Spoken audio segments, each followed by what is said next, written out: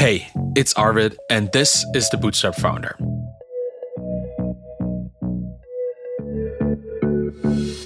A few weeks ago, I came across an intriguing tweet by my internet friend Jack Ellis of Fathom Analytics about deleting your backlog. He shared how getting rid of this mental technical debt, not even real technical debt, but the illusionary kind, had been one of the most interesting and useful things that he had done recently. And this idea resonated with me because a backlog to me just represents this backward-looking collection of these perceived needs that can overshadow what's actually needed in the present. And Jack says so himself in the tweet. He says, if you took away all our planning now, I could name the top 5 things that we have to do. And these things change. Customer support 100% has a great vibe on what needs to be done. And while completely deleting my full backlog feels way too radical, I decided to significantly prune it down this week. And at Podscan, I maintain this Notion Kanban board that categorizes features into a couple categories. I have not started, possible, probable, pressing, and critical. That's what I came up with after all these years of trying to figure out priorities. I think possible, probable, and pressing are very interesting different urgency tiers, and those have really helped me see what's important and what's not. And most items sit between possible and pressing, somewhere in the middle, and critical is reserved for bugs or directly requested features that need immediate attention because people are going to pay for it. So my backlog had ballooned to around 120 items over the last year or so. Podscan is at this point like 10 months old, so I worked through a lot of them. There probably have been 350 on the backlog and 120 have been left. Some were thoroughly documented with titles and descriptions and even code samples. Others were just vague ideas jotted down in moments of inspiration. And after a thorough pruning session last week, I managed to whittle it down to just about 15 high-impact items spread across all these categories. And I want to share with you the decision framework that I used because it doesn't really make sense to share all the items with you. I will share a couple, but more importantly, how did I go about either deleting something or keeping something? And that's what I used to transform my backlog, and that's what I want to share with you today. Let's talk about my deletion rules first, because I would rather delete than keep, so deletion comes first. But I never actually delete data, never, anywhere really, in all my businesses. I just archive it. I archive the tasks in my Kanban board and I mark them as irrelevant. And if I can, if it makes sense at that moment, I often add a comment explaining why I deleted this so that future me can know why this choice was made today. I would love if I had actually added a comment when I wrote it, why I wrote it, because now me has to deal with past me's idea. But anyhow, any comment helps. And this helps me track my thought process and allows for potential revival if the circumstances of the business change, like if I get new customer needs, if I find them, or if I have partnership opportunities that warrant actually prioritizing something different. So here are my rules for archiving or deleting items. Number 1 is delete if unclear. If I couldn't write down clearly when the idea was fresh what it was about, then it's not worth future brain power either. I found many vague notes like UI redesign in my backlog. What did I mean with this? UI redesign, like the whole thing? Was it a specific component, an overall website redesign for the front end or the dashboard, or just implementing a nice design thing that I saw somewhere? If I cannot remember the context or specifics, if I didn't write them down, it's a clear sign that the idea was not well formed enough to warrant keeping. Those ambiguous items get archived immediately. I don't even spend more than a minute trying to remember what it was about.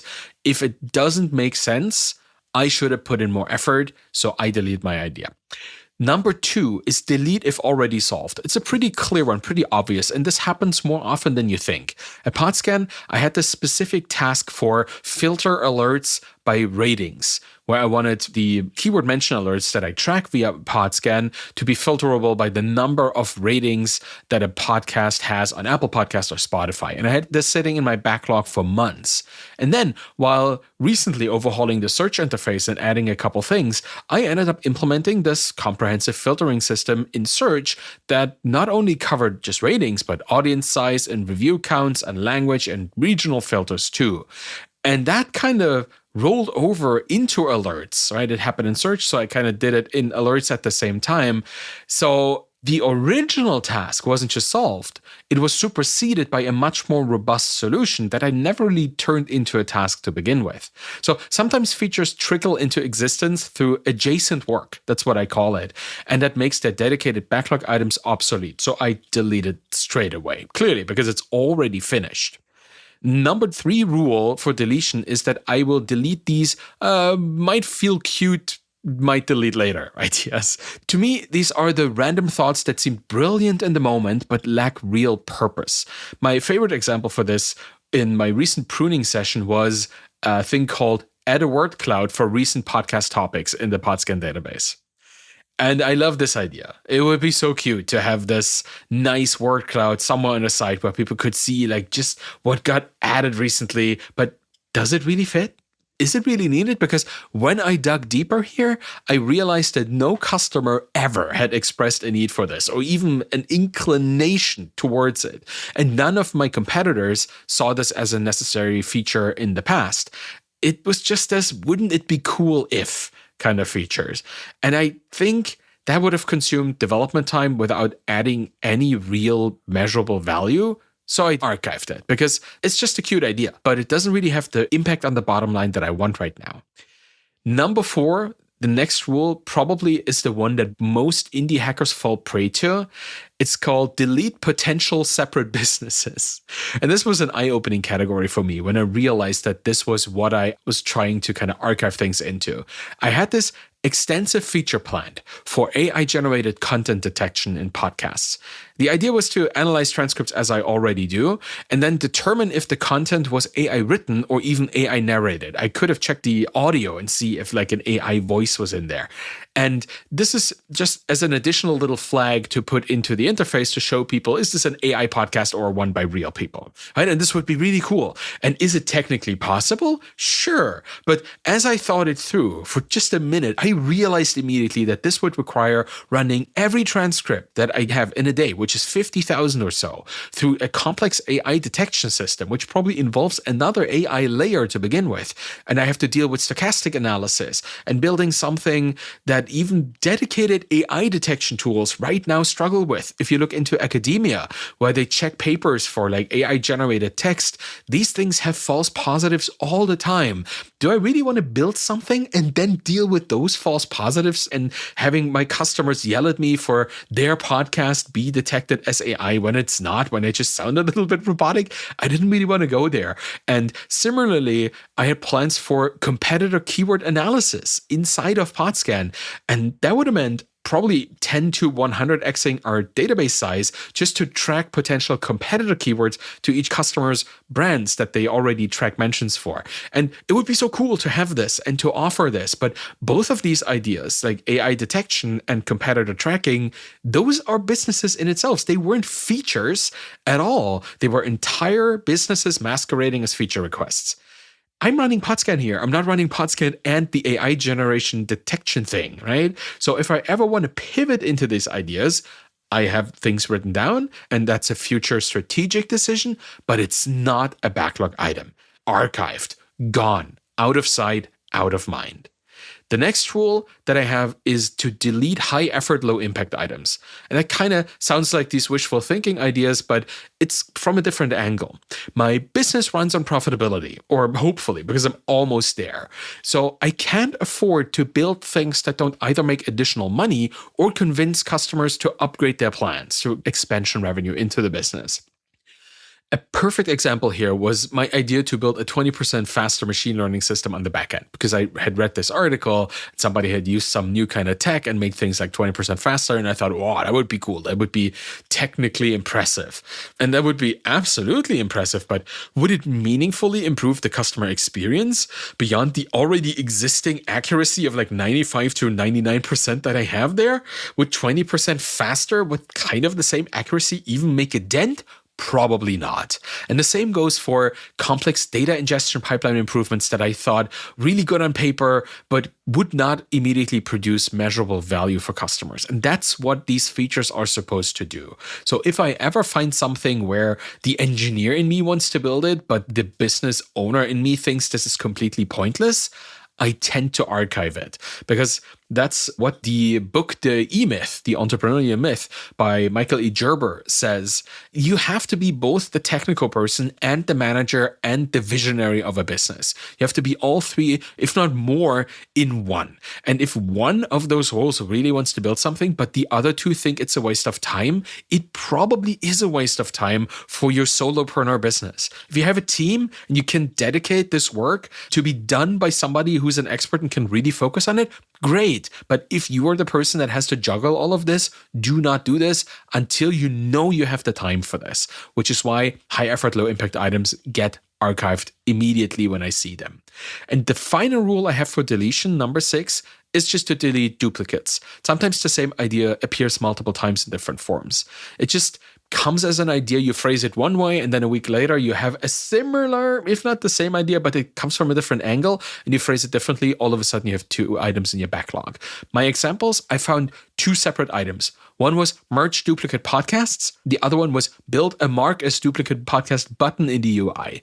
Obviously, both of them were addressing the same problem, because sometimes podcasts get ingested twice because either people update their RSS feeds because they change hosts, or some podcasts have multiple feeds, multiple RSS feeds even, because they have maybe a paid version, or they forgot that the old version is kind of still linked to this old feed. In any case, both cases, all of these cases, I need to keep a kind of a duplicate detection system. So when this happens, when I have multiple duplicates, I keep the more well-developed idea and I archive the other. It's a really simple rule. And those are my deletion rules. That's what I check every single item in my backlog for, just to see if it can be and should be deleted. And just like with idea validation, which does not really work, you can only really ever invalidate an idea, because the counterexample for your validation strategy or for your validation assumption might be out there. You just haven't found it yet, so you can't really ever validate anything. But you certainly can invalidate it by figuring out that if you ask 10 people and nobody wants it, it's likely that it's not a good idea. And it's the same for these backlog items that I have. I want to invalidate them as much as possible first, and only then do I ask myself, well, should I keep it? So after applying all of these deletion rules, I was left with very few reasons to actually keep items in the backlog. So I have 2 rules that determines if an idea stays, like if all the deletion rules are kind of ineffective.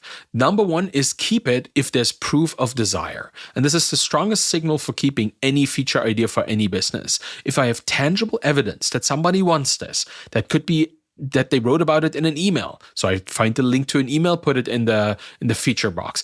Or it's a tweet, so I put that link in there. Or I have a screenshot from a customer service chat, put that in there. It stays in the backlog with this proof of desire. These aren't just feature requests at this point. They're documented proof of real user needs. And I have the evidence. And this evidence is infinitely more valuable than my own speculation about what might be useful. When a customer takes the time to reach out and explain their needs, that is a signal worth paying attention to anytime.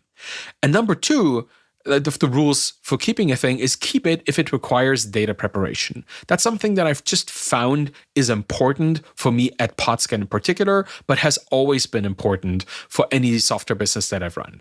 Some features need groundwork laid well before they can be implemented. And at Podscan, I'm currently working on extending the search capabilities. The search engine that we use requires synchronizing data over time and across millions of podcasts, so it takes a while for things to sync. For instance, I wanted to enable filtering by the last episode release date on podcasts, and that was not yet in the search engine database. So I need to start preparing and synchronizing timestamp data for this information now, even though the actual search feature probably won't be built for weeks, but I already need to kind of let it siphon into the database so that when the features are then implemented, the data is already there. And most podcasts update weekly. So by the time that I'm ready to implement the UI and filtering logic in a couple weeks, all the necessary data will already be in place and slowly synchronized over the weeks. If podcasts update, I do the sync, right? So then data will already in there. And these types of features stay in my backlog because they require strategic planning and preparation, even if the end result is still far off. Data prep is very important. So those are my rules. And the real power of a pruned backlog comes from keeping it relevant. That's what I found. And I like it. I like it to be absolutely trimmed down to just a handful, a dozen items. I now keep my backlog open whenever I have a conversation with my customers. And whether that's support chat or exploration call doesn't really matter. I always have it on a screen. But instead of asking them if they want specific features, because I'm looking for this proof of desire, right? I would rather avoid the mom test mistake. I dig into challenges and processes and ask people about the underlying problems. And for guidance on these conversations, I highly recommend Rob Fitzpatrick's book, The Mom Test, and also Michelle Hansen's Deploy Empathy. Both of these books have shaped how I validate feature ideas through customer interactions, and Deploy Empathy in particular gives you scripts if you are having these conversations on how to get information out of people. Like Michelle wrote a wonderful book here, and it's really, really helpful if you don't know how to have these conversations. Highly recommended Deploy Empathy and the Mom Test. And this pruning exercise this week taught me something valuable. Like a smaller, focused backlog isn't just about having fewer items. It's about having the right items in there, the ones that actually hit your bottom line in a positive way. It's about building features that solve real customer problems, validated, shown desire, rather than chasing every interesting idea that crosses your mind. Because as a founder, you're going to have all of these really cool ideas what could be done, but the things you should do often come from a place of need that you might not understand just as well as your customers do.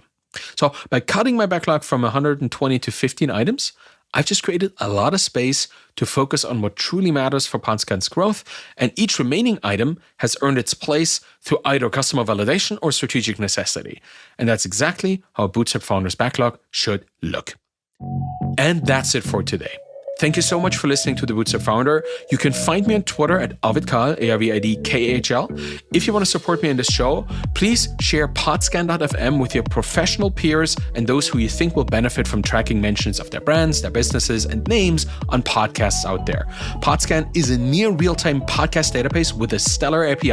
I just added like 4 new API routes this week, so it's growing, it's getting more effective and more resilient. So please share the word with those who need to stay on top of the podcast ecosystem for their businesses.